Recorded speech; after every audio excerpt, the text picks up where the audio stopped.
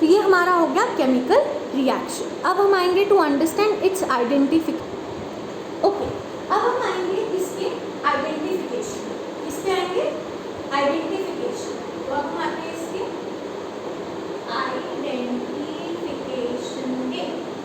Identification of a chemical reaction का मतलब है कि कैसे पता करोगे कि वो केमिकल रिएक्शन है या नहीं। तो वो आप पता करोगे, यानी कि आइडेंटिफिकेशन में हमारे पास आ जाएंगी प्रॉपर्टीज। क्या क्या प्रॉपर्टीज है, तो आप किसी भी रिएक्शन को उन प्रॉपर्टीज से देखोगे कि ये सारी प्रॉपर्टीज रिएक्शन फुलफिल कर रही है, तो वो हमारी केमिकल रिएक्शन है। ठीक है, जैसे कि change in state, change in colour, change in state, क्या क्या प्रॉपर्टीज हो सकती हैं।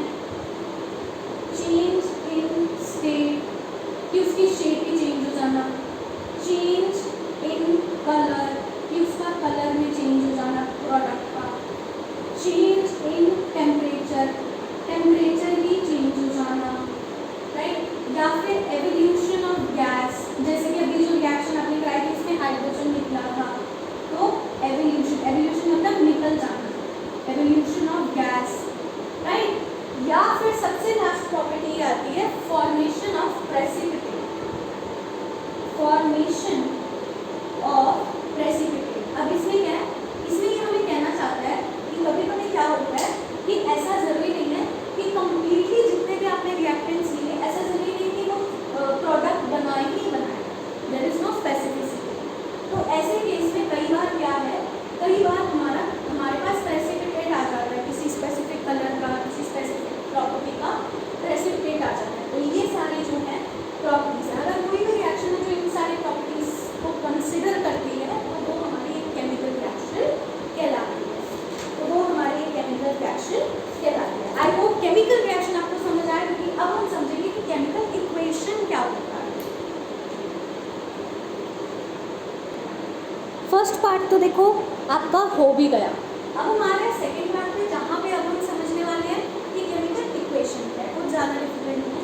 Chemical equation is symbiotic representation of chemical reaction. जैसे केमिकल रिएक्शन में मान लो आप 2Na लिखने वाला था, ठीक है, मान लो आपने 2Na लिया प्लस 2H2O लिया, उसमें तो हम क्या पूरा लिख रहे थे कि भाई ये हमारा सोडियम है, ये वाटर है, पूरा लिख रहे थे, नहीं लिख रहे थे, है ना। तो ऐसा अब केमिकल इक्वेशन में नहीं है। अब केमिकल इक्वेशन में क्या है, केमिकल रिएक्शन की सिम्बियोटिक रिप्रेजेंटेशन, यानी कि जो मैंने आपको एक करके दिखाई, A plus B gives me AB, A plus B gives me AB, बस ये वाली चीज है, ठीक है। तो it is the symbiotic representation,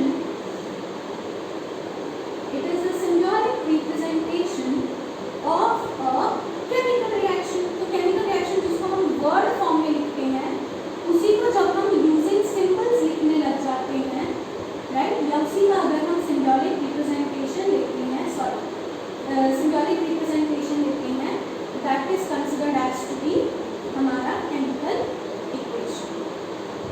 symbolic representation of chemical reaction, तो उसको हम बोल देते हैं chemical equation। और इसका क्लियर कट एग्जांपल दूं आपको, जैसे कि CH4 और 2O2, है ना।